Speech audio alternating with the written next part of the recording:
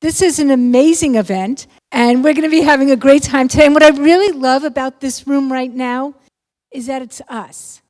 Because you guys get to hear me and see me and get to ask me whatever questions you want. So what I hear so often from business owners is things like, I don't know what direction to take my business in. I hear, I don't know what kind of prices I should put on my products and services. I can't charge more. This is just not worth it. I know how to do this. This I could do in my sleep. I don't need to charge more for this. I could do this in my sleep. And that's what I hear all the time from business owners. And what's going on underneath all of this, a common thread, is that it's about you. It's not about the business. It's not about the prices you charge. It's about believing in yourself. It's about knowing yourself. So business is knowing yourself. And I want you to just know a tiny bit about me, because I have to know myself in order to help you know yourself, and you need to understand that as well. So a little bit about my background, and I'm not going to spend much time on this at all, but I come from a Wall Street background. In fact, Donna and I were just talking about this. The way I was brought up in corporate was you have to follow the rules. You have to dress like everyone. You have to look like everyone. You have to act like everyone. You have to be like everyone, because if you're not like everyone, well, bad things happened. I worked for the New York Stock Exchange. Bad things happen when you don't follow the rules. So these are the kinds of things that I was brought up with. This is what I was taught. And then 9/11 happened. You could read about it in my book. You could read about it on my blog. 9/11 happened. It happened to all of us in this area. No matter what you do in the New York metro area, 9/11 happened to you. And shortly after 9/11, the company I was working for, which was Daytech Online at the time, Daytech was taken over by a company called Ameritrade. Ameritrade is located in Omaha, Nebraska. I live here in New Jersey. And they said to me, Carrie, you want a job? So I looked on the map, and I realized where Omaha, Nebraska was, and I said, you know something, I'm not moving my family to Omaha. I could find another job. I'm not going across the country for this. And then I started to think about, do I really want another job? Is this what I want to do? I just watched the towers fall. I used to work in those towers. And I couldn't, in any good conscience, say to myself, yeah, let me go get another job on Wall Street. Wall Street sucked at the time. There were no jobs to be had on Wall Street. Wall Street was no fun. So I figured, all right, let me go start a business. All I have to do is pay for my taxes in Essex County. Piece of cake, right? Boy, have I learned. So over the years, I've been in business now for, I guess I started, it was Halloween, actually, of 2003 is when I left Daytech, or rather 2002, Halloween 2002. So that's when I started my own business. And it's been quite the learning process over the entire thing. And for any of us who are in small businesses, who own our own business, for realtors, for accountants, people who have their own book within a bigger business, you know it's all about yourself. You have to do it for you. Running a business is personal. You are your business is you. It is a reflection of you. Your team's a reflection of you. The people you work with are a reflection of you. Your clients are a reflection of you. So many times I'm speaking to my clients and I'll say something to them and I'm like, boy, I could have said those exact words and I need to take my own advice here. Because that's what ends up happening. Your business is a reflection of you. It all is. So if business is a reflection of you, your success is based on yourself. Your prices are also based on what you believe about you and your value. The value you place on yourself is actually what you price yourself at. So if, for instance, I say I charge $100 an hour, that means I believe that I am worth $100 an hour. If I say I'd write $1,000 an hour, that means I believe it. This isn't about me convincing you that you should pay me $1,000. This is about me saying, you know what, I'm worth it. I know this, I can do it. But how do you get to the point where you are worth it? People know the price of everything, the value of nothing.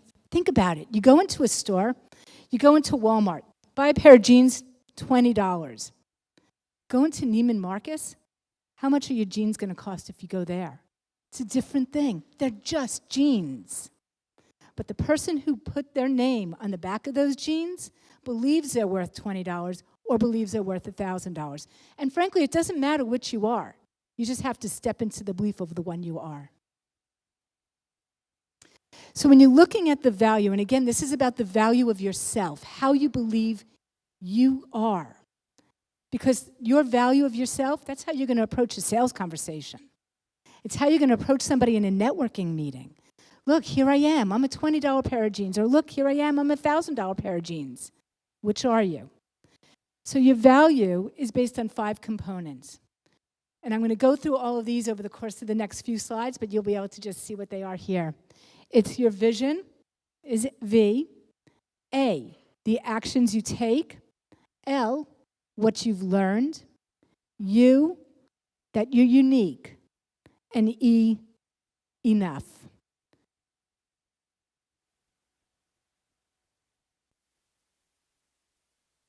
When we talk about your vision, vision's an interesting thing. So many of us have done vision exercises.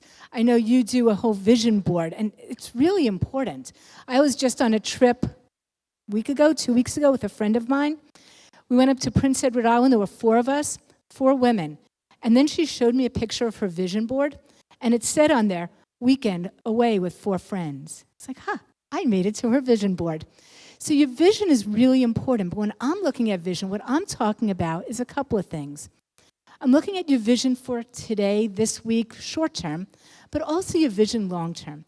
Think about who you are. My friend who had that on her vision board, what is she able to bring to her clients, to her environment, to her life? Because she's the kind of person who knows that she's going to be going on vacation with 4 friends. It makes you more when you understand your vision for yourself. And again, that's short-term and long-term.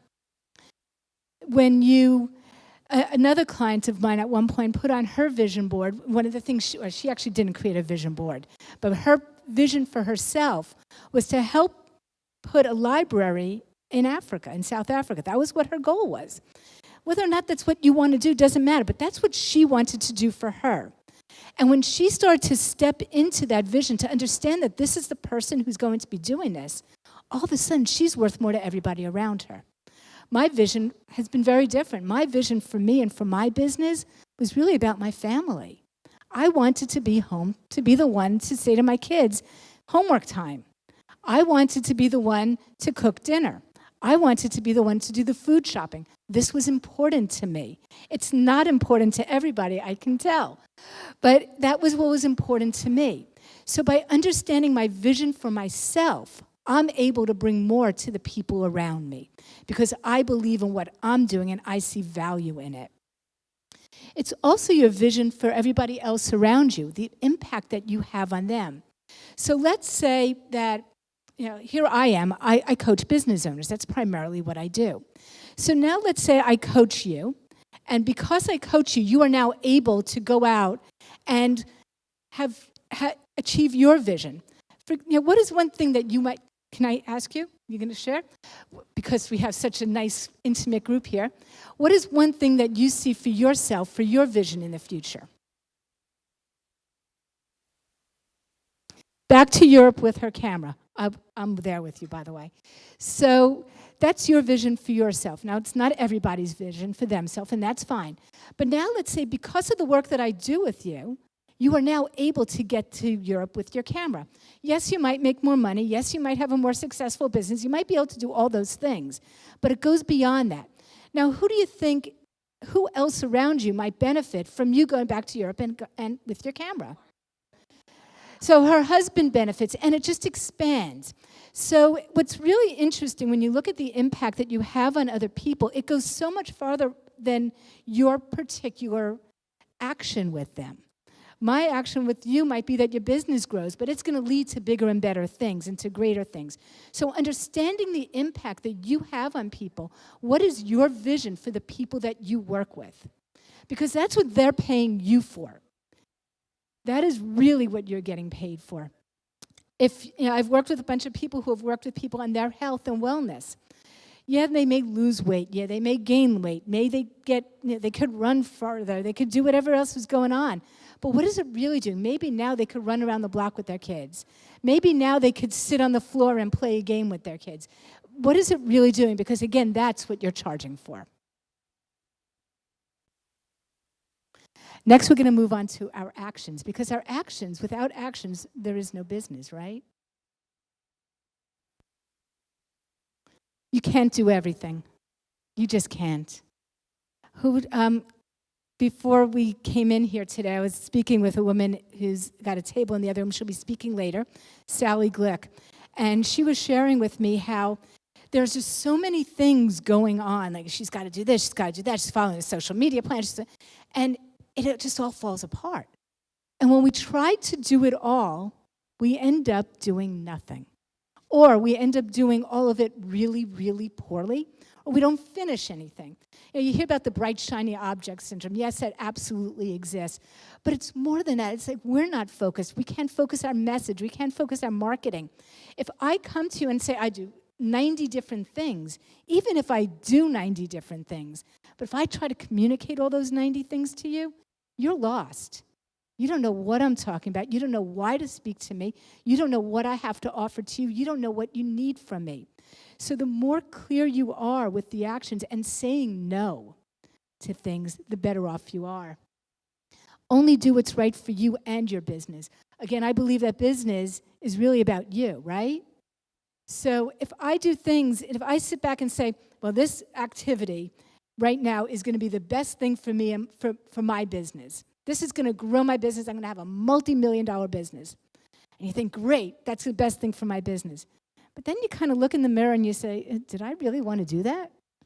Is that going to be fun? I don't know. I kind of want to be at home. I don't want to be running around going crazy like that. Again, there's no right or wrong to either of them. But it's really up to you to decide what's best for you and your business. Not one or the other, but what's best for both of them. Have the right things on your to-do list. Not everything, just the right things, and do them.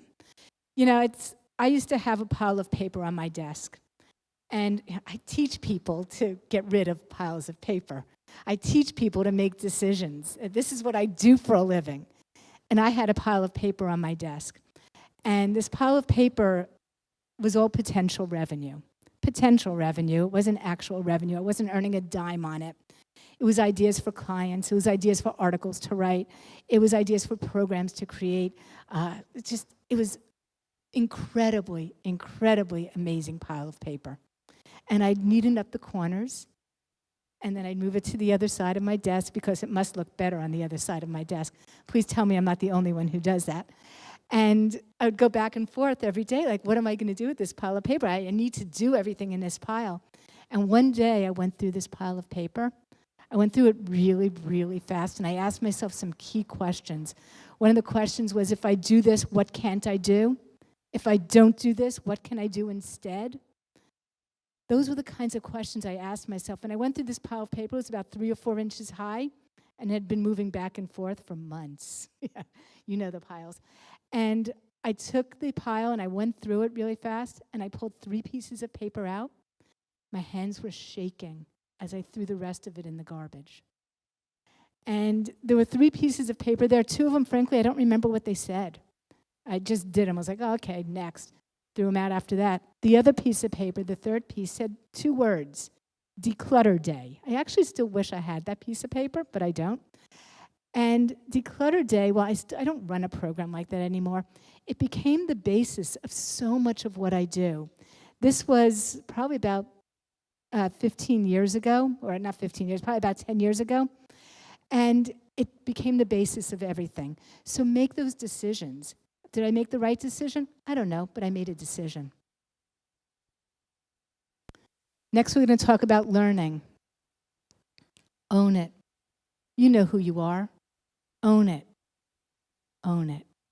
What's fascinating about this is that every single thing you've done over the course of your life has led up to where you are today. Everything. And there are times when I'll have a conversation with a client of mine, and I'll refer back to this class I took in college. It had nothing to do with what I'm doing today. There are times when all of a sudden I'll be speaking to a client or something comes up, and I refer to something I learned when I was 4, just casually, like nothing, like for no real reason. I'll talk to people now, and something about what I baked last night or made for dinner comes up, and it's appropriate to the conversation. Everything you've done adds up to who you are today. One of my clients once said to me, you know, Carrie, I used to run a multi-million-dollar division of a Fortune 50 company, but I'm really new to leadership coaching. I can't charge more than $200 an hour. And it broke my heart because here's a woman who was so good, but I don't have any experience, she told me. So it's not about having necessarily the exact experience for what you're doing. Everything you've done has led you to where you are today. And unless you believe that about yourself, you can't sell it. You've got to own everything before you could sell it. I'm going to just tell you this really quickly. Superman. This is one of my favorite exercises. I was speaking with a client of mine, and she said to me, Carrie, I'm so glad because this woman's going to be on stage with me. She's got all the clout. Like, what do you mean she's got all the clout?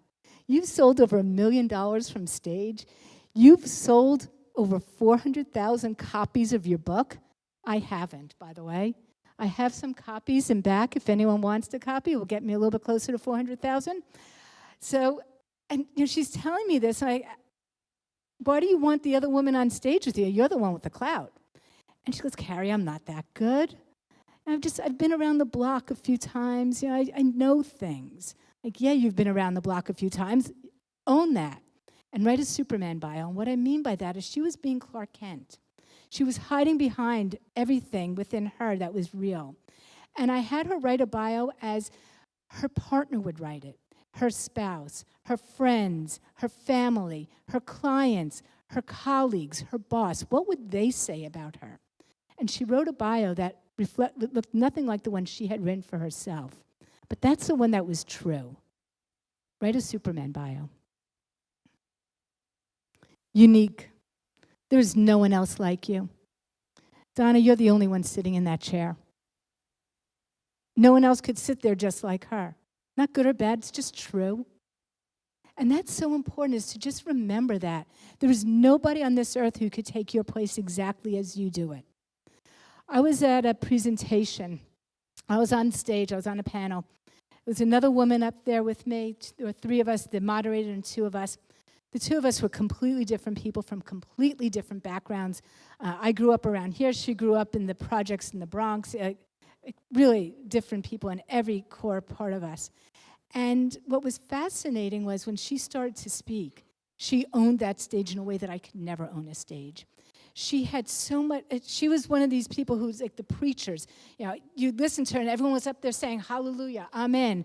And then you see me, and you know, it's not that I'm a bad speaker, but I'm a different speaker. And the whole time I was up there with her, I felt less than.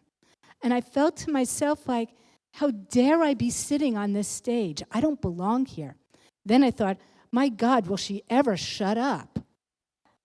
I'm looking like a fool. Will she please shut up? You know, this is about me. Save me. And I finally realized, and I was able to take the mic at the end, and I said, you know, clearly we're very different people. But there are people in this room who only heard me. There are people in this room who only heard her. We're different, and that's what it's about. So own who you are, own your quirks, own your faults, own your weaknesses. That's what people want to hear. When I tell the stories of how great I am, everyone's like, oh, great. When I tell the stories of when I skinned my knee, that's when people are listening. And that's when they're learning. You are enough. To a 4th grader, a 5th grader is a star. You're not the best. You won't be. You can't be. There's someone better at you. That's something that you're doing. But you're also better than someone else. There's always going to be a place for you. You are already enough. You don't need another 15 certifications. You don't need another 15 things that you can do. You don't have to add 20 more products before you can get out there. You don't have to dot another I or cross another T on anything. It's already enough. And just because you can doesn't mean you should. say enough, say no. There are people around you that you need to be saying no to. There are opportunities to say no to. You're here today, you said no to other things. Not good or bad, it's just true. So as you're saying yes, remember there are times to say no also. I'm going to talk about one more thing, and then I'm going to open it up for questions. This is all about knowing you. And through the research that I've done, I have found that there are really 4 types of people. Now, all these people still live by the value formula. They absolutely do. You should have in front of you little descriptions of all of them. I'll go through them very quickly. I have a table in back where you can actually do a quick little test and see what you are. And there's also a link on my website I'll give you. But there are 4 different types of people. I'll tell you right off the bat, I'm a translator. That's my primary, and my secondary is, where is it? There it is, a connector. But the 4 types of personalities are, first, I'm going to have director. A director's a visionary person. They see it all. They could see all the little pieces, and they see a big picture. They can get what that vision is in the long term. Those people are vital. We need them in our lives. Now, if you're a director, you need to know that when you're putting your prices on things also. That's what you're good at. On the flip side, our directors also tend to lack that short-term view. They miss all the little pieces going on today. They miss the how to get from here to there. They may say, oh, I could just fall down the stage, or maybe I should walk down the stairs. They may miss the stairs. So you need to know them both. And as you're putting together and understanding your own value, it's about understanding this piece of it as well. Our perfectors, God, I love me a perfecter. A perfecter is great at seeing all those details, at seeing every step, at putting together those plans. And as you're knowing yourself and as you're understanding your value, if you're a perfecter, you need to know this about you. On the flip side, though, they don't see the long-term vision, and they may get so lost in the execution of the plan that they forget to say enough, and they forget to stop, and they don't ever get things done. Our connectors are people persons, or person people, or however that goes. That doesn't mean that they're extroverted. What it means is that everything they do, they want to see how it benefits everybody else. That's, to them, like they would run an event, not for themselves, but because other people are going to be there and other people will learn. That's important to them, and understanding what's driving them. So a connector is really driven by the impact it will have on somebody else. On the flip side, they do it at cost to themselves. And that's very, very common, is that connectors really get burnt out because they're not paying attention to them. And our translators, the final one here, is that's our strategist teacher. And our translators are fabulous, where they can see these big pictures and they can put all the details together. But they need a team around them. They need to understand the strategy behind something. I told you I'm a translator. I was doing really well in math until I got to calculus. And in calculus, my professor said to me in college, and I said, why does this work? I don't get it. And he said to me, you'll learn that in the next class. That didn't work for me. I needed to understand the pieces. A director would be able to take and say, okay, fine, next, whatever, good, I got it. And our connector would probably be fine with that as well. As a translator, I couldn't understand that because I needed to get those puzzle pieces to make it work. So again, you have all the definitions right there of all of them. There is a quiz that I've gotten back there.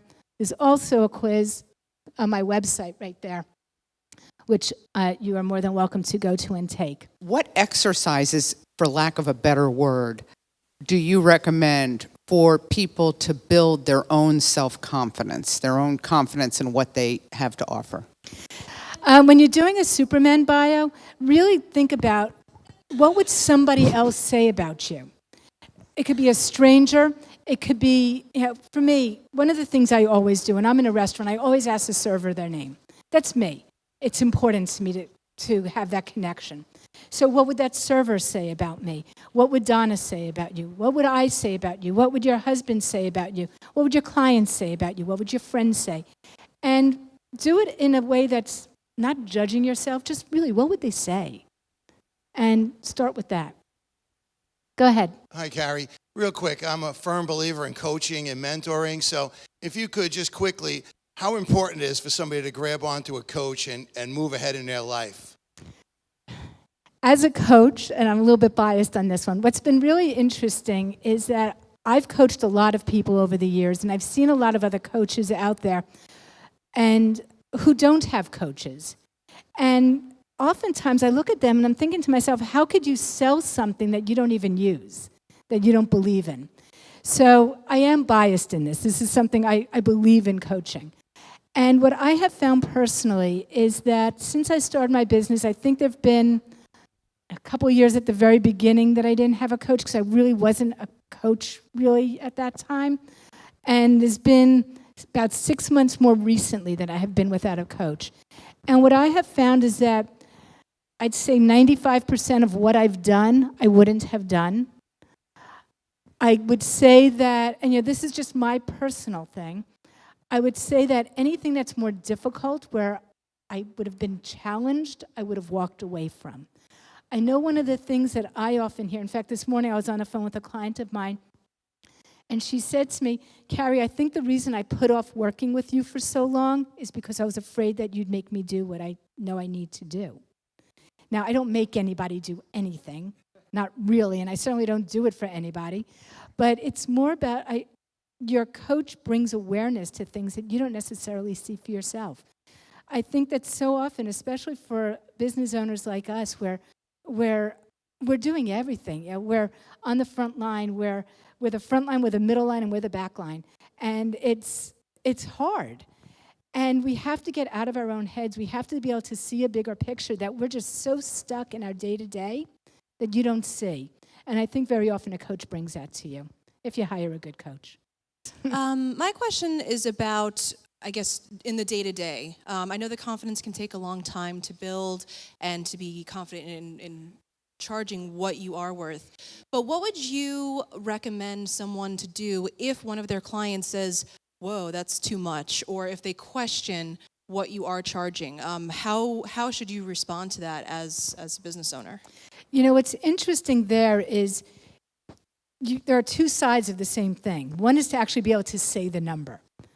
And I kind of use the vomit test, actually, as can you say the number? And it's like, okay, and I'm just, I charge $100, double it. And if you could still say it without actually throwing up, you might get nauseous. You really might. But if you could say it without throwing up, you're probably at a good number. But then the other side is what happens for your client. And your client has to believe that they're worth it. And a lot of it comes in the sales conversation. And it's helping them to understand what that problem that they're having, that they're willing to spend either $20 for that pair of jeans or $1,000. $20, it's fine. I'm just going to go dig in the trenches and I'm, building something, and a $20 pair of jeans is fine for that.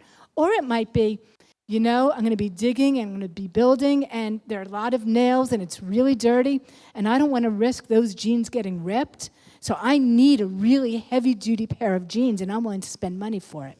So it's about helping your client to understand what the problem is so that they understand what it's worth for them to solve it.